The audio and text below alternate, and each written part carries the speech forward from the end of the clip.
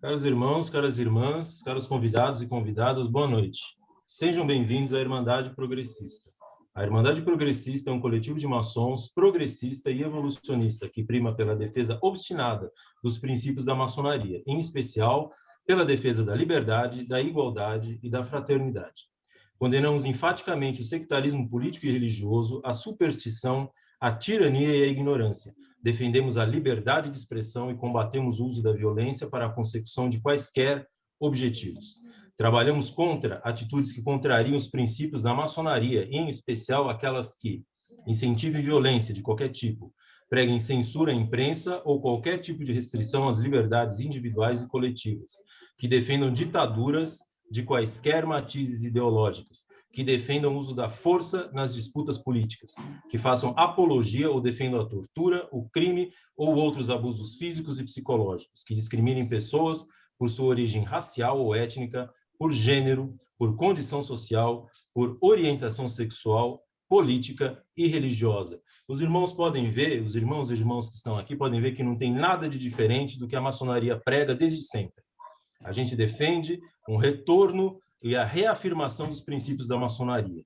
Meus irmãos, não devemos confundir briga com luta, porque briga tem hora para acabar, mas luta, a luta é para sempre. E quando a gente está dentro do processo histórico, até pode parecer que não tem resultado, ou que não tem jeito, ou a gente pode ficar desanimado, mas a história supera as nossas próprias vidas. Obrigado por estar conosco nessa noite. Meu nome é Amir Saleh, eu faço parte da loja Pier Campadelo do Grande Oriente de São Paulo. Estão conosco aqui irmãos de diversas organizações maçônicas de todo o Brasil. Esse bate-papo está sendo transmitido através do Zoom e vai ficar gravado em nosso site, que é o irmandadeprogressista.org. Nossa convidada de hoje é a nossa irmã Dulce Insfran. O tema é Maçonaria Egípcia e as Mulheres. Qual é o papel das mulheres na história da maçonaria? Como funciona a maçonaria egípcia e como é a sua dinâmica com homens e mulheres trabalhando lado a lado? A Irmã Dulce Insfran foi iniciada em 2003 na Grande Loja Maçônica Mista do Brasil, onde chegou ao grau de mestre maçom em 2005. Em 2013, chegou a mestre instalada e foi convidada a dirigir os trabalhos numa loja maçônica mista que tem homens e mulheres, na Grande Ordem Soberana dos Ritos Egípcios. Hoje, ela é grande oficial da ordem e dirige trabalho em diversas vias iniciáticas além da maçonaria, o martinismo, a Ordem da Rosa e da Cruz, Fraternidade da Luz e a Luz Cohen. É episcopisa gnóstica e templária na Igreja Templária Antiga, conhecida como ITA. Irmã Dulce, seja bem-vinda à Irmandade Progressista, mas nem precisa dar boas-vindas, né? Porque a Irmã Dulce ela é membro militante da Irmandade. Irmã Dulce, boa noite. Boa noite, irmãs, irmãos, demais convidados, em especial as minhas alunas e seguidoras. Eu agradeço imensamente o convite da Irmandade Progressista, porque apesar de eu ser realmente um membro atuante, às vezes a gente faz parte de algum lugar e por ser mulher a gente não tem o reconhecimento e essa questão da igualdade, e aqui nós realmente somos irmãos progressistas, irmãos e irmãs trabalhando aí para um mundo melhor, mais igualitário, mais fraterno, e é isso que a gente acredita e por isso que a gente luta, né? É a luta constante, né? E para muitos irmãos, a presença das mulheres na maçonaria pode até soar como uma novidade, né? Mas a verdade é que as mulheres estão presentes na maçonaria desde a maçonaria operativa, que vai ter aí o seu apogeu entre o ano 1000 e o ano 1300, com as construções das catedrais, né? As grandes catedrais, né? Então, esse vai ser o apogeu desse ofício, né? do construtor, né? Do pedreiro construtor. E a gente tem aí o registro de Sabine de Perrefondes, filha do arquiteto Irving von Steinbach. Ela participou como pedreira escultora nos canteiros da Notre-Dame de Estrasburgo, entre o final do século XIII e o começo do século XIV. Então, é muito antigo, e o que a gente percebe quando a gente vai pesquisar sobre a história de Sabine é que existe uma desconstrução, né? De repente começa a aparecer, é uma lenda, nunca existiu, foi um relaxismo do canteiro de obras ter admitido uma mulher, enfim. Quando se trata da mulher, as fontes são muito alteradas, né? E a gente precisa aí resgatar tudo isso, toda essa história, e a gente precisa de muito mais mulheres que sejam maçons, inclusive historiadoras, para a gente estar contextuando toda essa história dessa trajetória da mulher na maçonaria desde os canteiros de obras, né? E a gente pega lá o manuscrito régio, que faz parte das old charges, que são os antigos deveres, né, da maçonaria operativa, e tem um trecho lá que nenhum mestre suplante o outro, mas que hajam entre si como irmão e irmã. E esse verso também muitas vezes foi traduzido de forma errônea, muitas vezes foi retirado esse trecho, enfim, é uma tentativa muito tosca de tentar esconder a participação das mulheres na maçonaria desde lá dos canteiros, né? E a proibição mesmo, a iniciação das mulheres, vai vir com a publicação da Constituição de Anderson de 1723. O grupo de Anderson vai corresponder aos modernos. E mais tarde, inspirada na Constituição de Anderson, vão se somar os 25 landmarks de Mackay em 1858. Mackay ele é um discípulo aí de Anderson, né, do reverendo James Anderson. E nós vamos ter, em 1813, fundada finalmente aí a Grande Loja Unida da Inglaterra, e os modernos são aceitos, né? Finalmente eles são aceitos pelos antigos. Então, os modernos, que é o pessoal aí do reverendo James Anderson, eles vão permanecer na clandestinidade, na irregularidade, durante 90 anos. Então, a gente precisa também entender que as coisas mudam. O céu muda, as estrelas mudam, o céu está em movimento, o mundo está em movimento, e tudo muda, inclusive a maçonaria, que é evolucionista e progressista. Isso faz parte, qualquer site que a gente entrar de maçonaria, que seja minimamente, realmente uma maçonaria, vai estar escrito lá que é progressista e é evolucionista. Então, a gente não pode também ficar parado no tempo e entender de onde vêm as coisas, né? Do livro Análise da Constituição de Anderson, da editora Trolha, de 1995, a gente pode ver as referências de José Castellani aos landmarks, né? Ele fala dos 25 landmarks de Mackay, e que destes, 20 não podem ser considerados como verdadeiros landmarks. Ô, Dulce, você pode explicar para o pessoal, que tem várias pessoas que não estão Eu vou familiarizadas, o que explicar. são os landmarks? Eu vou explicar. Eu vou falar isso no decorrer do texto. Eu vou explicar. O termo landmark, vou explicá-lo agora. O termo landmark, ele vem de empréstimo à Bíblia. Tem lá um trecho da Bíblia que vai falar dos marcos de terra, que esses marcos eles não podem ser adulterados, né? Então, portanto, esses marcos de terra, além de terra, marco mesmo, marco e marco, são inalteráveis. Isso vai vir em 1721, vai ser usado pela primeira vez esse termo. Esse vocábulo não existia. Então, ele vai aparecer pela primeira vez na compilação dos regulamentos gerais de 1721 e vai ser incluído na Constituição de James Anderson.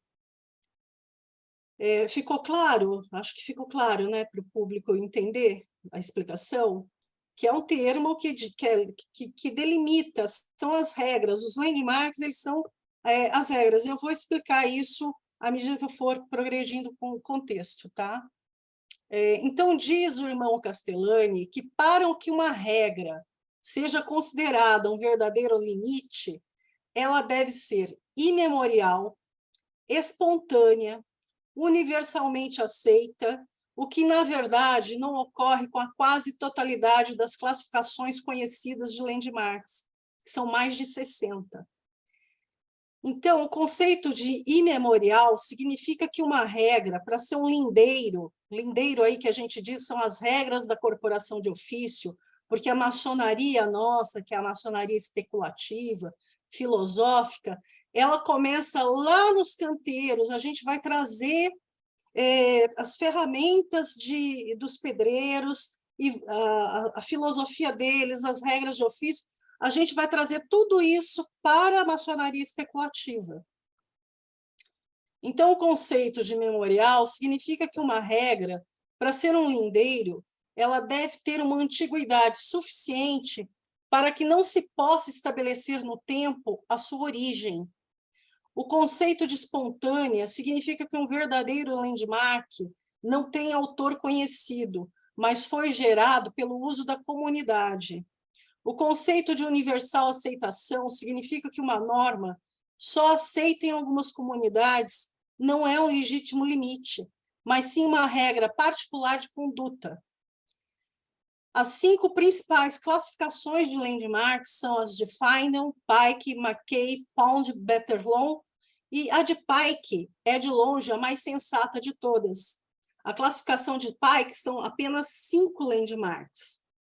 A necessidade dos maçons se reunirem em lojas, o governo de cada loja por um venerável mestre e 2 vigilantes, a crença no grande arquiteto do universo numa vida futura, a cobertura dos trabalhos da loja, a proibição da divulgação dos segredos da maçonaria, ou seja, o sigilo maçônico. Por que se torna necessário explanar sobre os landmarks? Porque no Brasil e países latinos em geral, pela grande difusão do REA, rito escocês antigo e aceito, e junto com ele os landmarks de McKay, muitos irmãos desconhecem as demais compilações de landmarks e acabam tomando particular como uma regra geral e imutável. Assim, nós vamos ter aberrações sendo perpetuadas, afetando alguns ritos maçônicos, por conta do 3º landmark, que diz ser obrigatória a lenda de Irã Bife, e o landmark 18, que proíbe a iniciação maçônica de mulheres. Ambos vão ser importantes para a maçonaria egípcia, pois estudamos a lenda de Osíris, apesar de seguirmos a lenda de Irã Bife, e eu vou colocar até um trecho aqui do nosso ritual, omitindo algumas partes, né? O maçom que lamentamos é nosso mestre, que foi chamado de X no Egito e Irã Bife em Tiro, e que dirigiu nossas obras em todo o mundo, nos aconselhou, nos iluminou com seus sábios conselhos. Então, vai ser muito parecido. Existe aí uma semelhança entre os ritos e conosco não vai ser diferente. O rito de Mênfis Misraim inicia mulheres desde a sua origem, não sendo para nós maçons menfitas, os maçons egípcios, eles se chamam menfitas, que vem de Mênfis, não são nenhuma novidade para nós a iniciação das mulheres na maçonaria.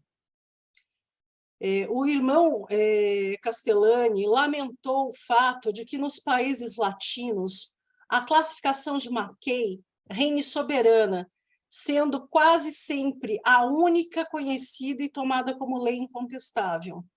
Disse ele que talvez seja uma das mais falhas e mais mentalmente castradoras de todas as compilações existentes, tendo 20 das 25 regras que não são verdadeiros landmarks, e não tendo prestígio nem nos Estados Unidos, país natal de McKay, onde só 4 das 52 grandes lojas a aceitam. Então, isso está com referência à bibliografia que eu dei lá em cima, tá? O ano, porque pode ter mudado o número de lojas até aí, eu não fui pesquisar, tá? Mas a diferença é bem grande, né? Segundo o irmão Kurt Prober, o reverendo James Anderson destruiu diversos documentos históricos que comprovavam a participação das mulheres desde a maçonaria operativa. E nós temos aí o landmark 18, que eu sempre digo que se eu fosse um homem tivesse sido admitida numa loja masculina e tivesse descoberto ao longo do caminho que eu jurei sobre um landmark desses, eu teria vergonha de chegar na minha casa, olhar nos olhos da minha filha, olhar nos olhos da minha esposa e realmente olhar no fundo dos olhos delas, porque é proibida, diz o Landmark 18, é proibida a iniciação na maçonaria de aleijados, escravos e mulheres. Nessa época, a mulher é tratada como um ser coisificado, que passa da posse do pai para a posse do marido. Da mesma forma que os escravos eram consideradas criaturas inferiores, sobre as quais pairavam, inclusive, a dúvida se tinham alma. Então, trazer isso até hoje realmente não tem nada de evolucionista nem de progressista. Deviam discutir um pouco mais e saber de onde vêm as coisas, questionar um pouco o que vocês estão engolindo, né? Porque quando nós usamos, eu venho de um rito escocês antigo e aceito, o que nós fazemos com os landmarks que não estão em acordo com a maçonaria universal? Nós simplesmente eliminamos esse landmark. Não pode alterar? Ok. Expurgados os landmarks que não estão em acordo com as consuetudes da maçonaria universal. Simples assim.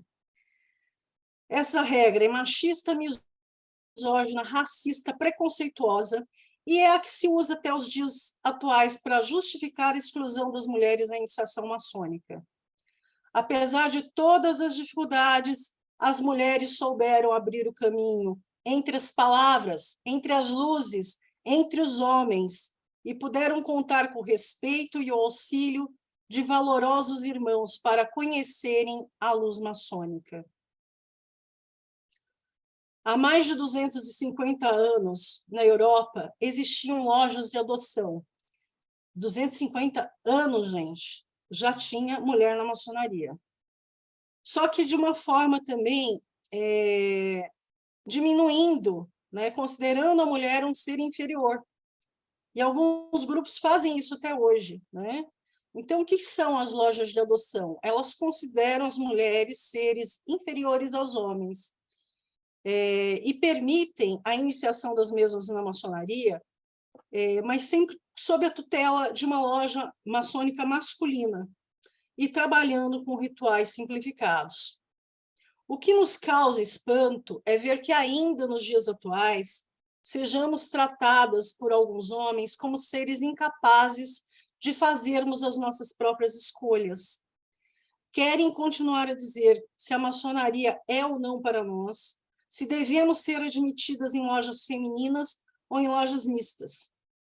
Muitas mulheres vêm marcando sua presença na via maçônica ao longo destes séculos. Eu vou citar aqui algumas, porque realmente é muito difícil a gente conseguir um material íntegro, que não tenha sido adulterado. As lojas, muitas lojas, funcionaram em tempos de guerras, então não tem atas. Para se proteger os obreiros, não se foi feito atas delas. Por exemplo, a gente não consegue o material de Anitta.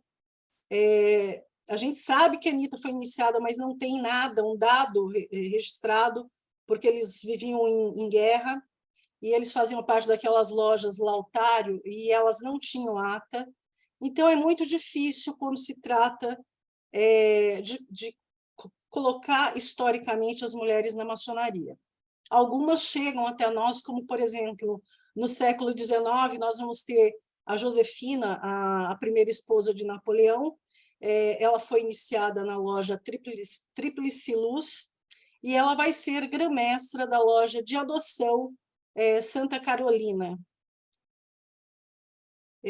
A Elizabeth, em 1713, a Elizabeth Aldworth foi iniciada numa loja regular, tendo chegado ao grau de companheira maçom.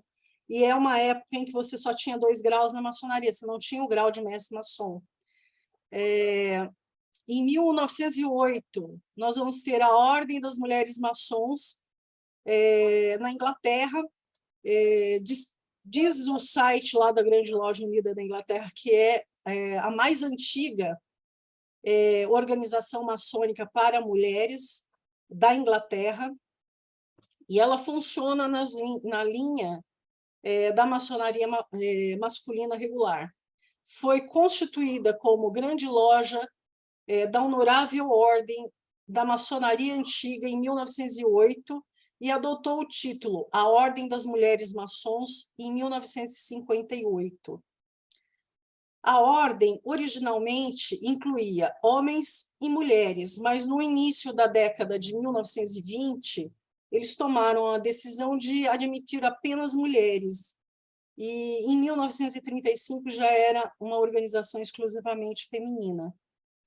E a outra grande loja, que figura inclusive no site da Grande Loja Unida da Inglaterra, é a HFAA, Maçonaria para Mulheres.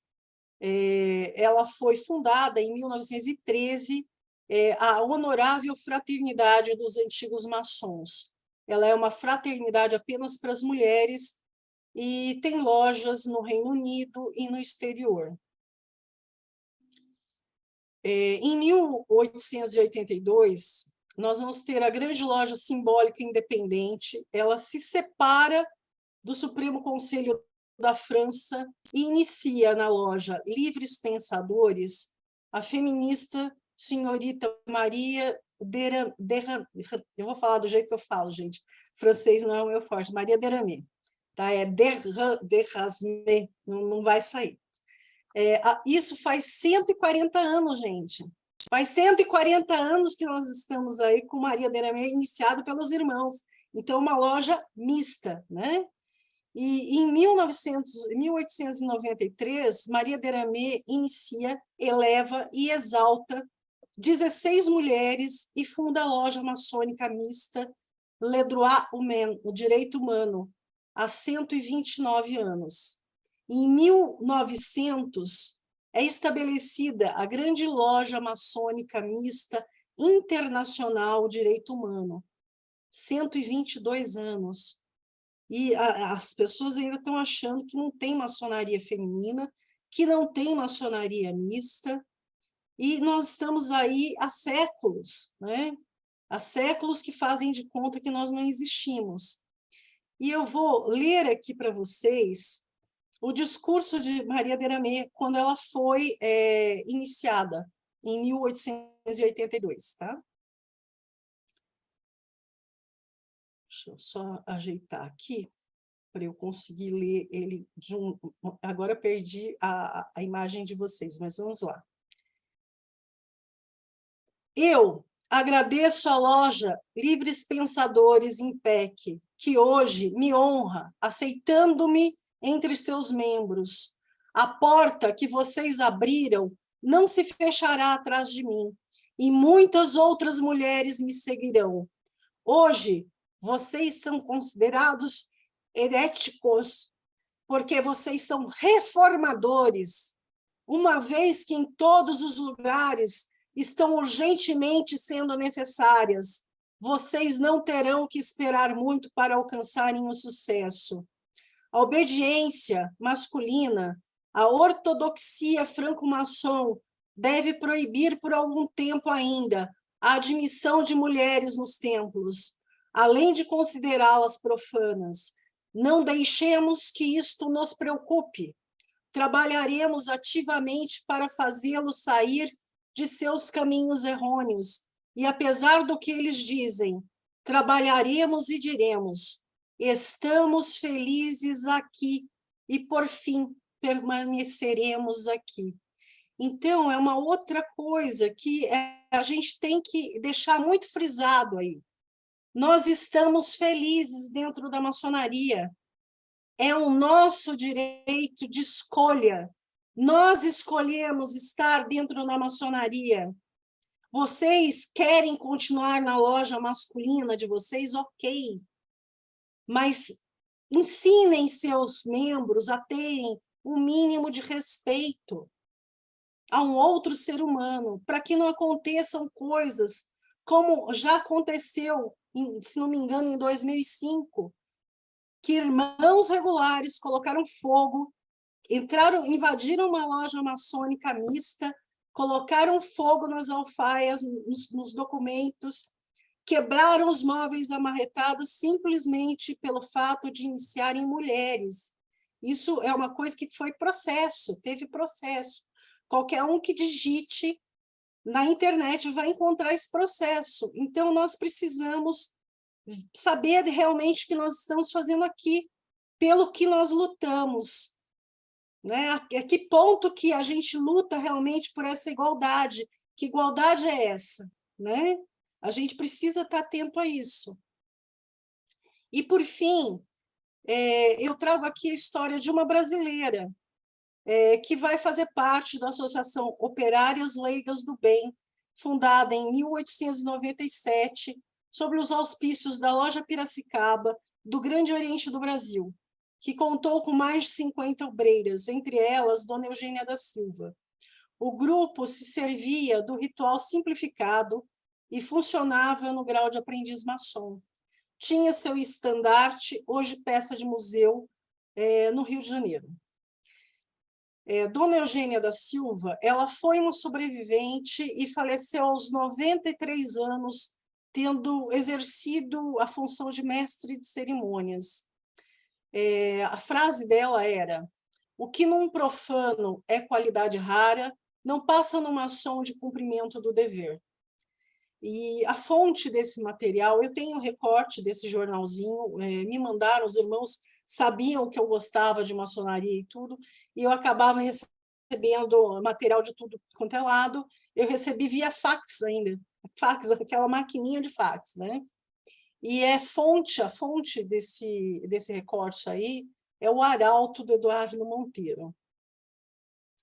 Então, aqui a gente já passa mais ou menos a história das mulheres na maçonaria. E agora a gente vai falar um pouco do soberano santuário dos ritos egípcios. Está tudo bem aí, Amir? O tempo?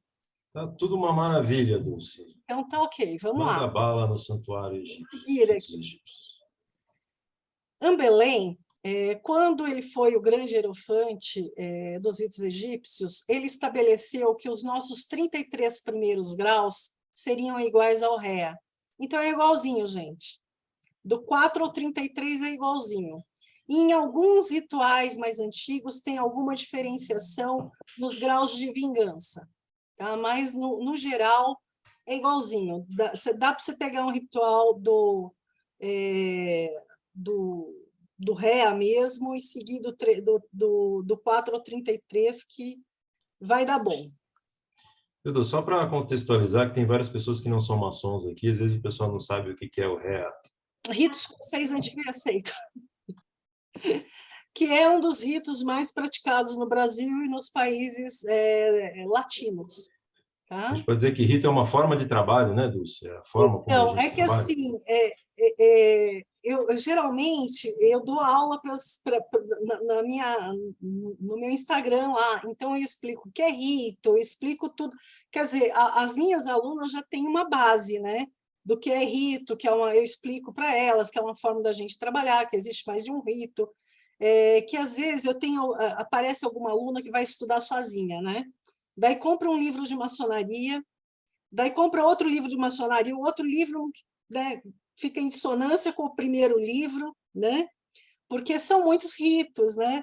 Uma hora a coluna está de um lado, outra hora a coluna está do outro, vai pegar a palavra está de um jeito, a palavra está de outro, enfim, né? É muito difícil, principalmente para um leigo, né? Um profano, estudar por livro sozinho, né? Vai ser difícil. Maçonaria é uma coisa bastante complexa, mas é isso, o rito. As pessoas escolhem daí, a loja escolhe em que rito maçônico que ela vai trabalhar, que é uma forma, né? É como se fosse uma receitinha de bolo que a gente entra lá e segue, e fica todo mundo falando a mesma língua. Resumindo bem, é bem isso, tá? É um jeito mais profano que eu tenho de explicar. Na própria França, a construção desse saber, no grau 33, ele estava se sedimentando. Por isso, para nós, os landmarks de Pike, que foi o unificador da linguagem escocesa, é mais palatável. e a autoridade de Pike é inquestionável, além de não fazer nenhuma diferenciação aí entre homens, mulheres, aleijados, enfim, né? É muito, muito mais legal, pelo menos eu acho, né? As referências maçônicas do rito de Mêmpfis-Mizraim começam com Cagliostro, que traz para a Europa o Krata Repoa, a Ordem dos Arquitetos Africanos, e o encontro com o sábio de Hormuz, que é a Ahura Mazda, o zoroastrismo, a mitologia persa, enfim, os conventos que o próprio Cagliostro participou.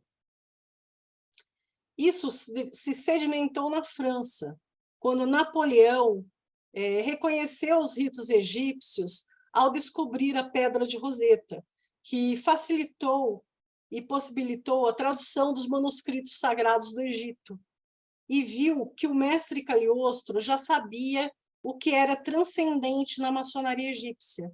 Todo o alto comando de Napoleão era de maçons egípcios, de maçons menfitas. Eles romperam com a maçonaria que existia naquele tempo, porque eles acreditavam piamente que toda a sabedoria vem do Oriente, toda a luz vem do Leste e toda a iniciação vem do Egito.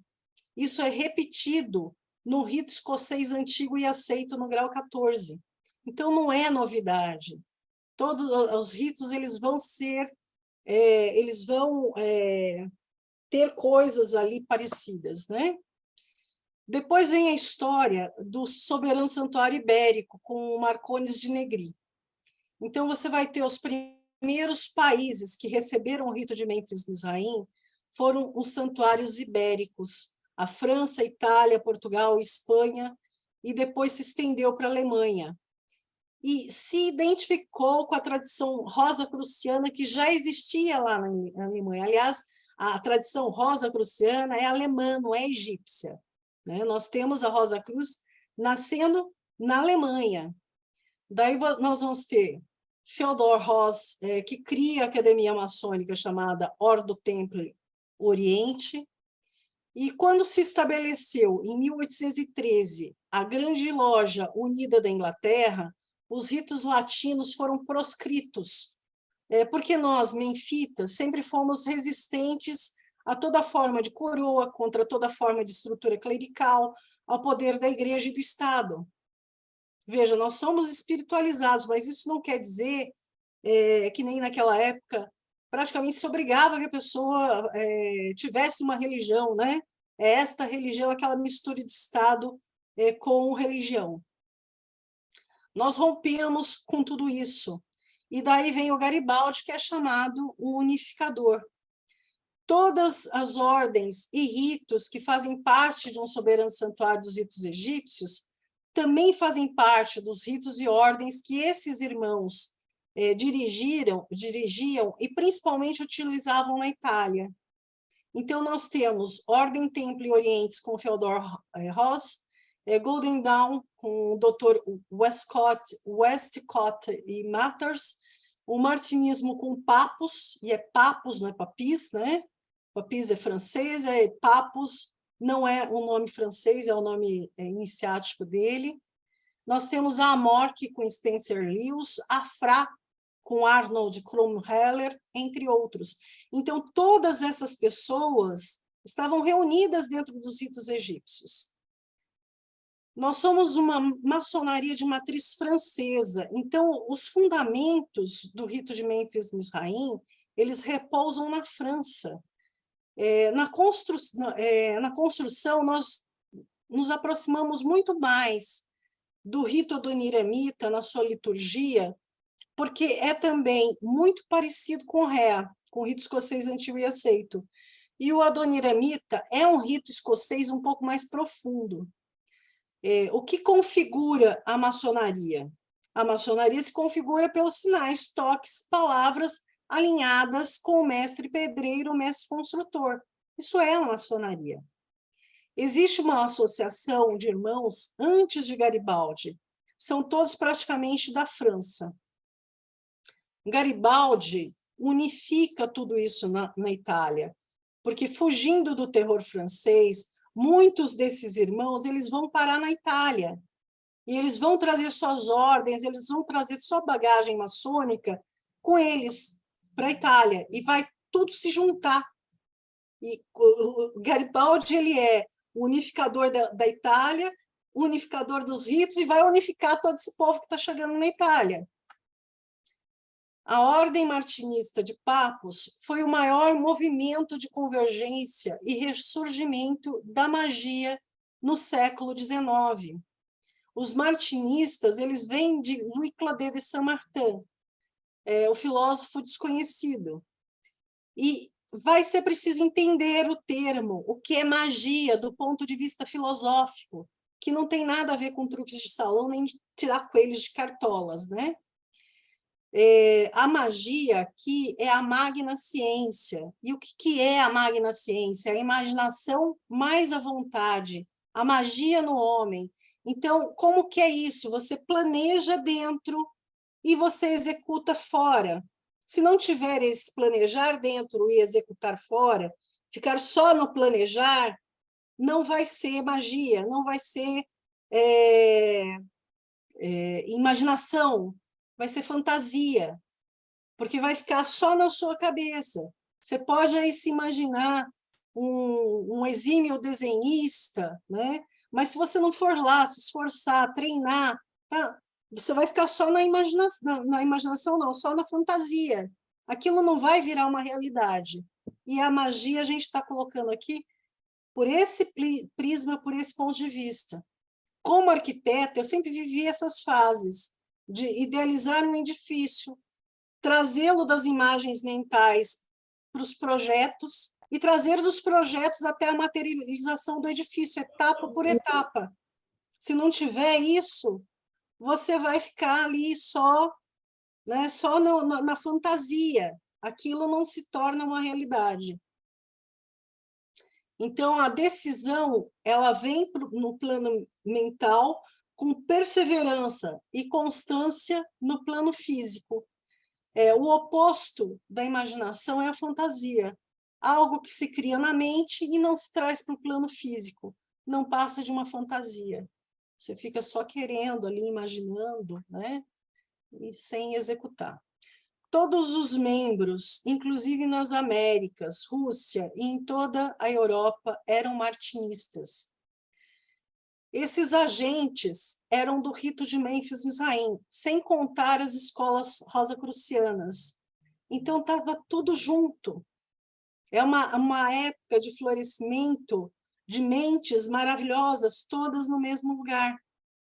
Então, você tinha como 95 do rito de Mênfis-Misraim, que era um grau 95, Helena Blavatsky, Henrik Arnold Krumheller, Edward Alexander Crowley, Harvey Spencer Lewis, Franz Hartmann, Geraldine Colsey, que é o Papus, Giuseppe Garibaldi, o unificador do rito, e tem muitos outros nomes que teria que ser assim, fazer uma lista, a lista é imensa dos grandes nomes que passaram pelos ritos egípcios. E cada um deles trouxe aí também a sua contribuição esotérica, né? Das escolas iniciáticas que eles fundaram e dirigiram. Ambelém, ele mostrou que os nossos ritos, no livro A Maçonaria Egípcia, ele mostrou que os nossos ritos têm 9 câmaras, como qualquer rito maçônico, assim como o rito escocês antigo e aceito. Então, não tem nada de aberração no rito de Mênfis-Misraim, como alguns querem fazer crer. Inclusive, o livro foi autorizada a publicação desse livro por causa da perseguição que os ritos egípcios estavam passando. O Grande Oriente de França adota um sistema maçônico chamado de Mênfis-Misraim, que também está inserido no nosso santuário de ritos, que é uma redução de 33 graus, porque nós temos aí, são 95 graus, e depois tem os outros ainda, 96, 97, vai até o 99, que são cargos de dirigentes nacional, internacional, enfim, tem toda uma escala dos graus. E eu não vou falar disso aqui, porque ficaria muito extenso também. E que mostra essa redução de 33 graus, mostra as câmaras perfeitamente ordenadas para que não cause estranheza ao povo maçônico na França. Nós não somos um corpo estranho na comunidade maçônica europeia. Muitas vezes nós somos aqui, né, no Brasil, um corpo estranho. Mas a Europa está acostumada com o que nós temos. Aliás, é muito bem-vindo o conhecimento dos ritos egípcios. E onde fica aí a pitada de maldade, né, em relação aos ritos egípcios, né? Quando se estabeleceu a Grande Loja Unida da Inglaterra, isso em 1813, para que você tivesse uma potência regular no seu país, cada país deveria adotar pelo menos um dos 9 ritos ingleses. E foi por esse motivo que o rito adoniramita praticamente desapareceu da Europa, que é um rito francês, né, de base francesa, que era o primaz do Grande Oriente do Brasil. Então, os ritos latinos, eles foram perseguidos. Nós, dos ritos egípcios, nós entramos nesse bolo também, porque nós estávamos sendo trocados pelos ritos ingleses e passando para a égide da Grande Loja Unida da Inglaterra. Essa é a grande cereja do bolo, o ponto de rompimento com a Grande Loja Unida da Inglaterra. Por isso que nós somos tão perseguidos até hoje. Então, a gente precisa saber também por que o rito, por que é tão mal falado, por que Napoleão é tão atacado, por que Cagliostro é tão atacado, né? Napoleão, eu já ouvi irmãos falarem, não, ele não é maçom, ele é um primo, ele só é carbonário, não foi maçom. Ele foi iniciado na maçonaria em Alexandria, né? Na maçonaria egípcia, por Cagliostro.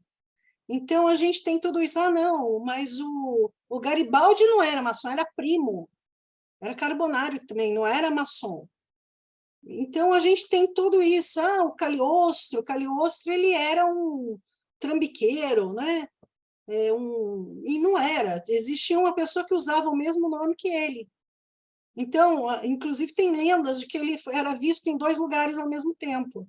O trambiqueiro é o que se passava por ele, e ele ficou com a fama pelos 2, né? E daí o pessoal, para denegrir o rito e tudo, chama, né, invoca essa questão. Daí, olha, eu estou olhando aqui para baixo, que eu fico olhando para vocês e esqueço que a câmera está lá em cima, né? É terrível, né? Mas vamos lá, um dia a gente costuma. Vamos lá. E daí vem a grande loja suíça chamada Alpina, que consta da List of Lodges, da Grande Loja Unida da Inglaterra, que durante as guerras mundiais a Suíça manteve aberta para os maçons de todos os cantos do mundo. Ela recebia alemães, chineses, japoneses, italianos do eixo, maçons ingleses, franceses, americanos. Essa grande loja suíça alpina, por sua tolerância com o povo maçônico, foi preservada e é a única loja no mundo que é de Memphis, Misraim, e que consta na List of Lodges. O meu grande hierofante, né, no Soberano Santuário dos Ritos Egípcios, nós chamamos quem dirige o rito de grande hierofante, não é grão-mestre, tá? Nem sereníssimo, é grande hierofante. Ele é membro honorário dessa loja, da Alpina. E Michel de Solages, que é o nosso grande hierofante mundial, também é membro honorário da grande loja suíça Alpina, GLSA. Na verdade, muitos dos nossos grandes oficiais são membros da Alpina, né? Então, nossos grandes hierofantes aí, sim, eles são regulares do ponto de vista da Grande Loja Unida da Inglaterra, tá?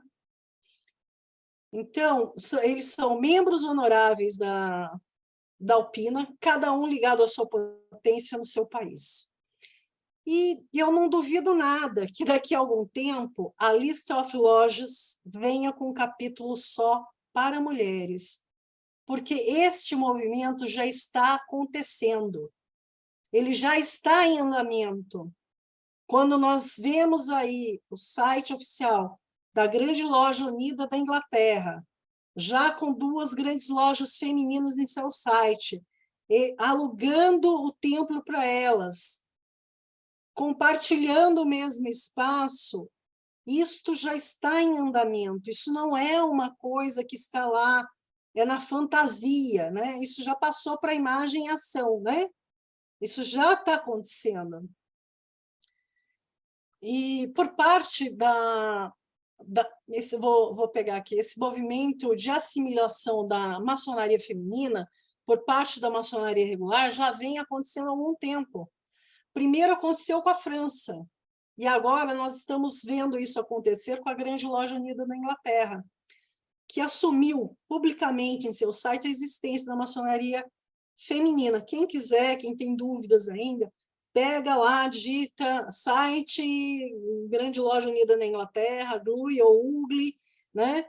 Vai cair lá no site, vai aparecer lá como se tornar maçom, abre lá a página, no cantinho direito vai ter lá Mulheres Maçons, você acessa, vai ter lá a descrição das 2 lojas. Eu ia mostrar aqui, mas ontem eu fiz uma experiência, na hora que eu compartilho a tela, trava tudo. Então, fica aí de lição, passa o link para eles, Amir, para eles irem atrás, né? Perfeito. A gente pode colocar na postagem lá do site, podemos colocar no Facebook e no Instagram da Irmandade Progressista também. Sim. Em algum momento, no Brasil, conviver com o nosso rito não era algo estranho, mas era muito salutar, porque enriquecia o trabalho que se tinha em loja. E agora, gente, eu vou falar um pouquinho do martinismo e dos elos Coin. Por quê? Porque tudo isso vai acabar na maçonaria também.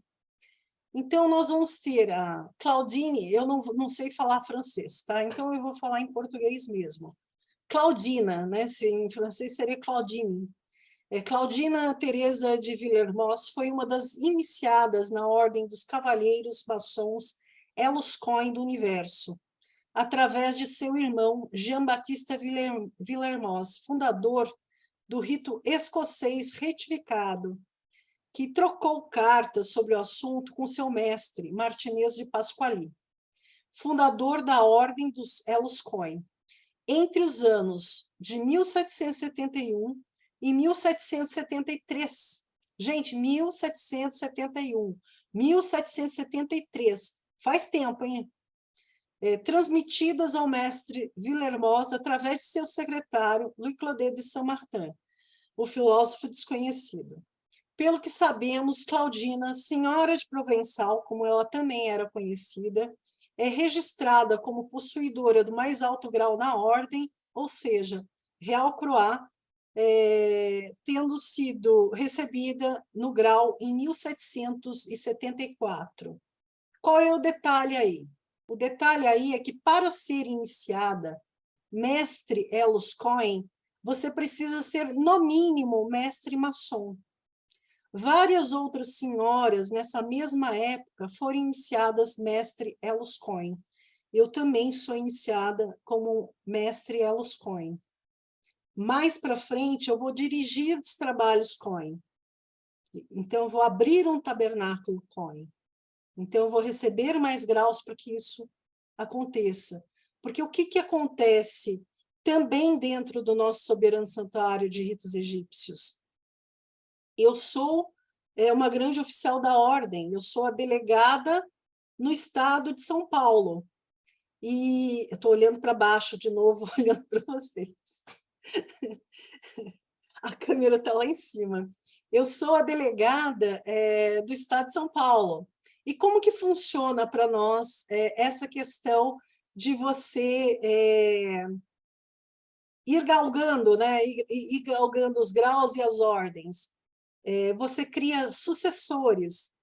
O oficial da ordem, ele não vai disputar eleição, ele é um cargo de confiança, do começo ao fim. Ele vem e estabelece o trabalho de uma ordem, deixa tudo bonitinho, cria um sucessor, entrega o bastão e daí começa a votação nas lojas. Ele passa para o próximo trabalho. Ele implanta o sistema daquela ordem, cria um sucessor, entrega o bastão e vai para a próxima. São várias ordens, são vários ritos. Então, você tem o rito de Memphis-Mizraim, você tem o Her, você tem o Swedenborg, você tem uma série de ritos maçônicos egípcios e não egípcios. E a ideia é deixar os grandes oficiais aí, eles vão... Qual é o compromisso deles? O compromisso deles é manter a porta da iniciação aberta para todo buscador sincero. Então, você vai lá, faz um trabalho e entrega. É um trabalho de doação do seu tempo. E você passa para o próximo estágio. Então, alguns irmãos do rito escocês antigo e aceito ainda acham que o Her, rito escocês retificado, é um modernismo na maçonaria, e que se trata do Rea, rito escocês antigo e aceito, reformulado. Entretanto, um não tem nada a ver com o outro, e tem vertentes, histórias bastante diferentes. Também não dá para eu explicar o Her aqui, desde lá mesmo. Fugiu até a palavra aqui. Deixa eu continuar aqui. O nosso soberano santuário dos ritos egípcios, desde a origem, ele manteve as portas da iniciação abertas para as mulheres, não só na maçonaria, nos ritos egípcios, como nos demais ritos maçônicos e ordens iniciáticas. Então, nós temos o martinismo, a Rosa Cruz, a Golden Dawn, a Fraternidade da Luz, a ITA, que é a Igreja Templária Antiga, entre outras ordens. Eu fui iniciada em algumas ordens também na Europa, como o Lírio e a Águia, enfim, tem muitas e muitas ordens, né? Que nós temos aí dentro do nosso soberano santuário, e quando a gente faz uma aliança, um tratado, a gente troca também a patente dos ritos e troca as patentes das ordens, e tem patentes muito antigas, bastante antigas.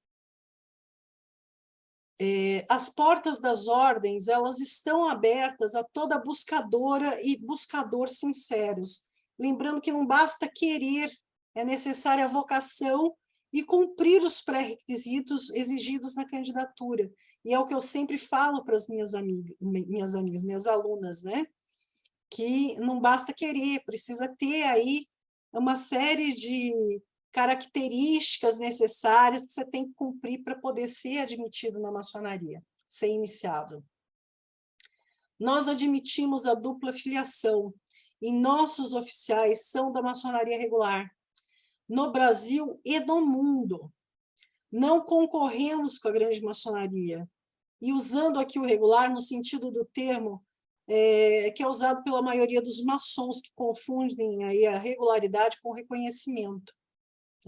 Nós somos reconhecidos também, nós temos os nossos tratados de reconhecimento. Então, é preciso expandir a mente, né? É preciso sair desse... né? Achar que eu sou só reconhecido se estou com a Inglaterra, eu sou só reconhecido aqui. Porque a gente tem aí grandes lojas que foram reconhecidas faz o quê? Uns 5 meses.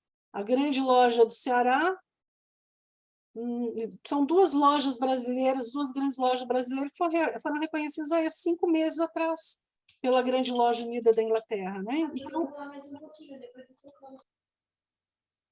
Então é isso.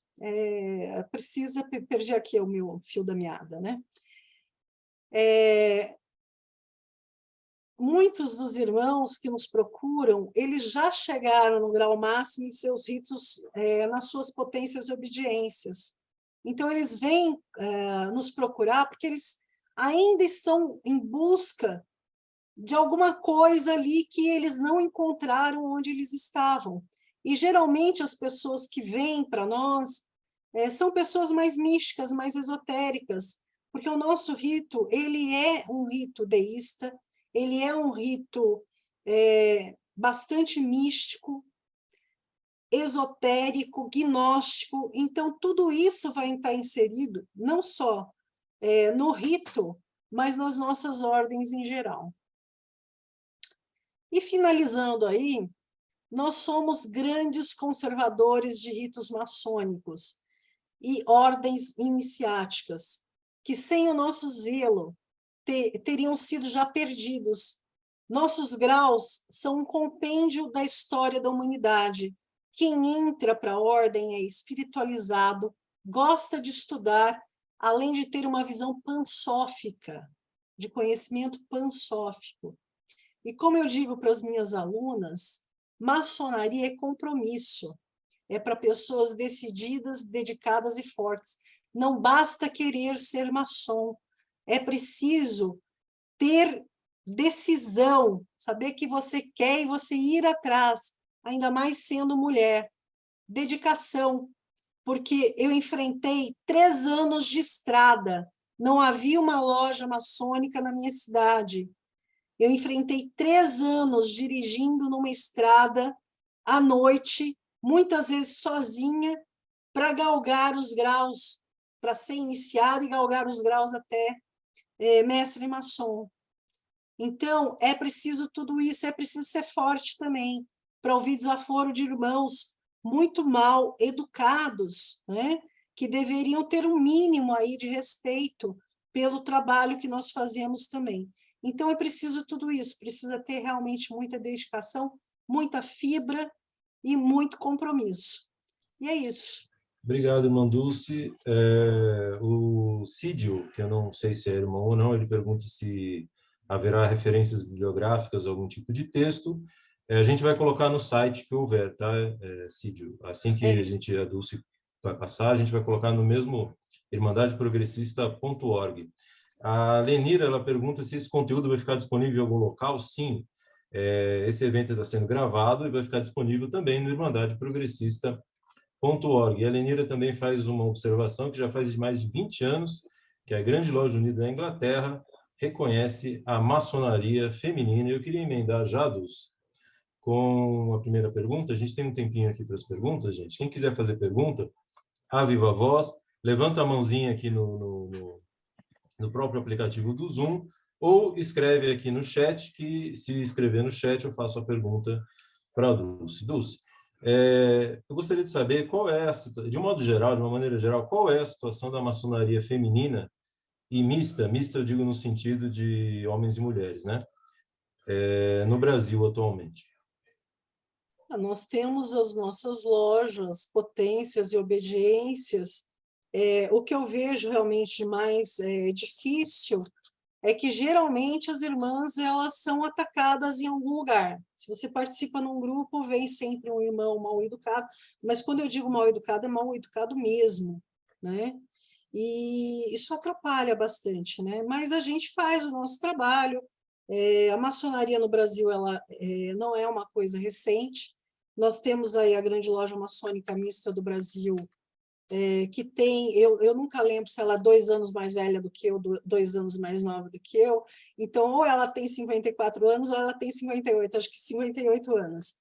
E nós temos a Glada também, Grande Loja Arquitetos de Aquários, que é da irmã Vera. A loja que foi depredada, inclusive, foi uma das lojas que pertencia à Glada. Irmã Vera, ela não deixou barato, porque ela não ficava quieta, né? Isso virou processo e foi aí, foi um escândalo na maçonaria nacional. Nós temos o direito humano também funcionando no Brasil. A partir de 2013 ou 2005, o direito humano teve uma cisão aí com a teosofia, que antes a teosofia funcionava como uma antecâmara, né, no Brasil, para ter acesso à maçonaria do direito humano. Hoje isso já não acontece mais. Que mais que a gente tem aí de panorama? E temos as pequenas aí, né? Temos os soberanos santuários dos ritos egípcios, que é uma coisa que precisa realmente prestar bastante atenção, porque a gente tem aí pessoas com cartas patentes compradas, não se sabe onde, não só do rito de Mênfis-Misraim, mas da maçonaria em geral, que não estão fazendo maçonaria, né? Então, isso complica muito o trabalho de quem é sério, né? De quem está fazendo um trabalho sério com a maçonaria. Obrigado, Dulce. A Indra, ela menciona excelente palestra, adoro a irmã Dulce, é muito conhecimento, parabéns pela iniciativa. Gostaria de passar a palavra para a nossa irmã Carmen. Amir, deixa eu só agradecer, obrigada, minha irmã. A Indra, ela fez parte dos ritos egípcios, né, com uma outra irmã lá do Rio de Janeiro, e hoje a irmã está no direito humano, né, Indra? Então é isso aí. Seja bem-vinda, Indra, na Irmandade Progressista. Esperamos a sua presença em próximos eventos. Gostaria de passar a palavra para a nossa irmã Carmen, que é nossa companheira militante também na Irmandade Progressista. Boa noite, irmã Carmen. Boa noite a todos. Primeiramente, quero parabenizar a irmã Dulce, agradecer por estar compartilhando com a gente esse conhecimento todo. Eu acho que é sempre válido, agrega muito. Estou saindo com mais dúvidas do que com respostas.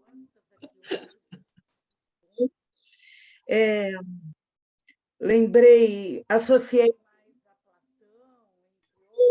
ao que você falou sobre magia, mas eu gostaria de te perguntar objetivamente a nossa ordem aqui, que é exclusivamente feminina, se existe a possibilidade da gente fazer um laço de amizade ou algo que seja... Me parece que é meio diferente o modo como vocês trabalham, mas se existiria a possibilidade de nós termos uma loja dentro da nossa ordem exclusivamente feminina com o rito de vocês, adotar o rito. E é isso. Eu não tenho como responder agora, irmã, isso daí, mas a gente pode conversar depois. Perfeito. Tá bem, tá bom. Estamos aqui, relações interpotências aqui ao vivo, hein, gente? Isso aqui é uma coisa complexa. Gostaria de passar a palavra para o Cídio, que não sei se é irmão, se for irmão, por favor, fala o nome da loja e a potência. Boa noite a todos e todas. Sim, eu sou confrade, e antes de falar mais, eu fico muito contente de poder ter hoje participado aqui do evento, duplamente satisfeito, primeiro por encontrar maçons progressistas, né? Isto é tão raro quanto a palavra perdida. E segundo, pelo tema e pelas pessoas que aqui compõem a discussão. Eu fui fundador, junto com outros confrades, da loja 27 de setembro, 773 da Glesp, na zona sul de São Paulo. Eu sou professor e estou adormecido, mas como eu escrevo bastante sobre maçonaria, e é até objeto do doutorado que eu comecei agora este ano, em Ciência das Religiões, eu brinquei com um confrade aqui de Socorro, em São Paulo, que eu devo estar sonhando demais, porque se eu estou dormindo e eu me dedico regularmente a escrever sobre temas de filosofia, educação e a interface disso com a maçonaria, eu creio que eu esteja sonhando bastante. Eu queria mais registrar o contentamento de poder ouvir de uma mulher assuntos tão relevantes para a maçonaria e tão constrangedor para quem, no meu caso, apesar de estar formalmente desligado da loja, eu mantenho contato semanal com os confrades e etc. E, dentre os vários assuntos que têm constrangido quem se dedica um pouco mais a estudar, como no caso da política, o caso também das questões ligadas a gênero, a uma série de outros assuntos sociais que são importantes, como tem sido constrangedor, exatamente por causa de um simplismo no trato dos assuntos, na tentativa de justificar uma coisa que não é justificada, eu já tinha registrado isso no meu site, que era insustentável do ponto de vista racional a ideia de não admitir a presença, né, de mulheres e outras discriminações que a gente vê acontecendo, que não tem fundamento, que não seja um simplismo, um racismo. Deixo aqui a minha vez de falar, registrando o meu interesse vivo de estabelecer contato, já até entrei num grupo aqui já, porque em função do doutorado, que eu estabeleci como título Maçonaria enquanto fenômeno religioso baseado em filosofia de vida, eu tenho muito interesse em conversar com gente que gosta de estudar maçonaria. E eu tenho uma dificuldade com isso na maçonaria, que eu tenho um contato maior, porque não é muito habitual encontrar colegas, e aí estendo para o trabalho de vocês, e também para o próprio trabalho que o Amir tem organizado, essa dificuldade de tentar abordar a maçonaria de uma perspectiva técnico-profissional, que é o meu objeto de estudo e pesquisa. Então, é muita coisa, e eu deixo a vez de falar, mas com interesse de pegar contato de quem se interessar por isso, para a gente continuar a conversa depois. Tá certo. Obrigado, Amir, pela atenção, e obrigado a todos e todas pela atenção. Boa noite. Quer fazer um comentário sobre a fala do irmão Cid, Dulce? Não, eu acho que ele já falou tudo, é isso aí. Tá certo. Irmão Cid, eu peço que o irmão coloque o site, seu contato aqui no chat da nossa conversa, para a gente poder estender esse contato depois. Gostaria de fazer um convite que o irmão faça parte da Irmandade Progressista. Se puder colocar no chat, eu agradeço. Gostaria de passar a palavra para a nossa irmã Lenira. Irmã Lenira, pode falar o nome da sua loja e a potência, se houver? Boa noite a todos, irmãos e irmãs. Meu nome é Lenira, eu pertenço à loja Esplendor do Rio. Só um instante, fechou o microfone. Ixi, irmã Lenira, pode abrir o microfone, que acho que fechou isso. Ele fechou espontaneamente, não fui eu. Tá certo. Meu nome é Lenira, eu pertenço à loja Esplendor do Rio Grande, do número 2032, no Oriente de Porto Alegre, Leroy-Mar. Eu quero parabenizar a irmã Dulce, porque eu achei encantadora a palestra. Eu vim através do convite de um irmão da mesma ordem a qual pertenço, o irmão Paulo Vicente, e eu adorei a irmã falar sobre a minha ídola, Marie de Resme. Eu não sei falar francês. Nem eu, mas como eu pertenço à ordem, eu acabei aprendendo, né? Mas é Marie de Resme, e eu fiquei encantada com o seu pronunciamento. Aliás, eu entrei nessa live até porque eu sempre tive uma curiosidade tremenda sobre o rito Memphis Mihraim, porque eu sempre gostei de estudar sobre a Anitta, que mora muito perto. Morava, claro, perto de mim, em Santa Catarina, bem como Garibaldi. Então, foi fascinante eu escutá-la. Eu confesso que eu adorei e convidei meus membros da minha loja, mas é complexo o meio de semana, até porque os nossos encontros são à sexta. Então, eu quero agradecer essa possibilidade de poder escutá-la, porque realmente a sua palestra ela agregou bastante conteúdos ao meu conhecimento, e eu gostaria muito mais de conhecer o rito Memphis Mihraim, porque não é fácil de conseguir essa pesquisa, não é fácil. Eu sei que existe uma potência aqui em Porto Alegre, mas ela não é permissiva a ser visitada, e agradecer profundamente. Meu muito obrigada, valeu cada momento que aqui estive. Valeu. Eu que agradeço, minha irmã. E a irmã tem alguma fonte sobre a questão de Anitta Garibaldi como maçom? Porque a gente procura muito as fontes, aparece que a filha dela, né, que ela teve com o Garibaldi, foi iniciada.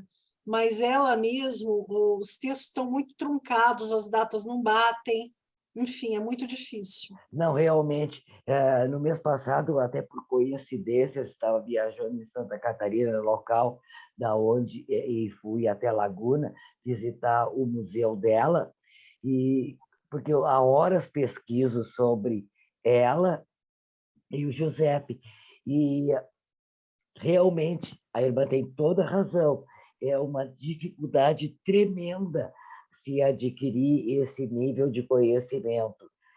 Visitei, posso até passar todas as fotos e os slides que eu tenho para a irmã, mas nada que seja de substancial valor a nível maçônico.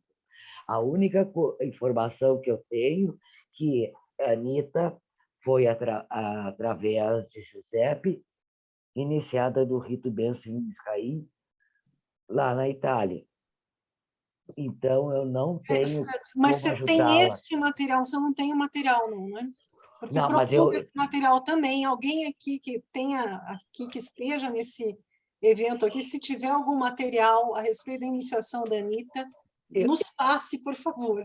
Irmã, eu já andei pesquisando, eu vou, através dos meus achados bibliográficos e dos meus arquivos, que eu sou uma apaixonada por maçonaria, se eu encontrar qualquer coisa, pode ter certeza que lhe enviarei, mesmo que não sejam dignos, certo?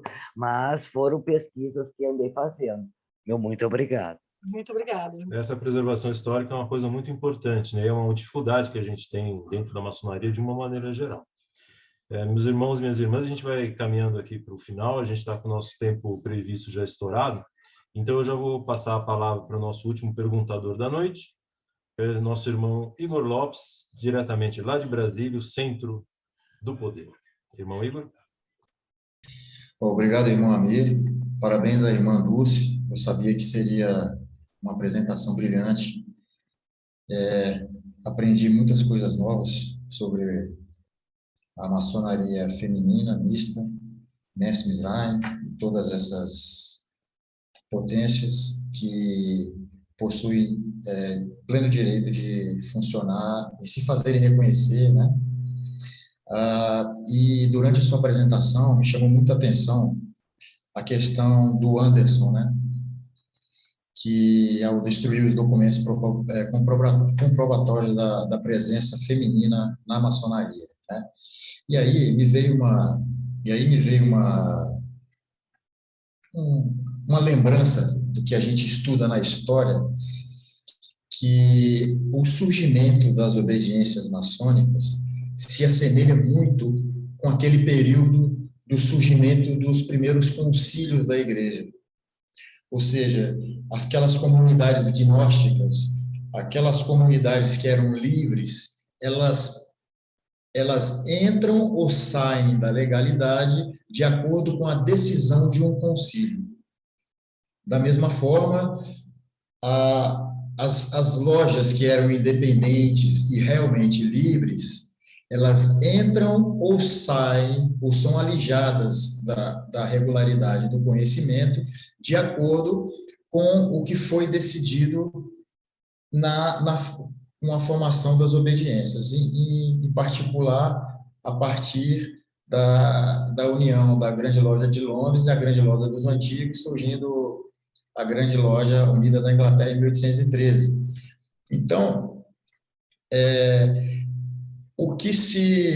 o maior desafio que as mulheres têm para obter o reconhecimento e a regularidade, coisa que eu acho que elas não deveriam se preocupar tanto com isso, porque nós sabemos que reconhecimento e regularidade é um mero ato político, não é?